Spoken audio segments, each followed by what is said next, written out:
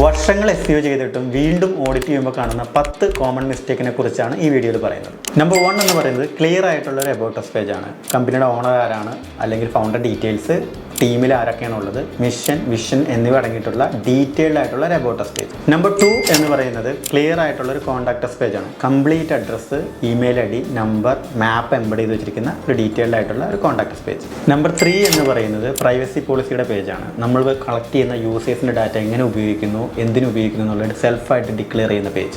Number 4 എന്ന് പറയുന്നത് terms of യൂസിൻ്റെ പേജാണ്. ഒരു പ്രൊഫഷണലി ഓപ്പറേറ്റ് ചെയ്യുന്ന കമ്പനി അവരുടെ റൂൾസ് ക്ലിയർ ആയിട്ട് വെബ്സൈറ്റിൽ മെൻഷൻ ചെയ്തിട്ടുണ്ടാവും.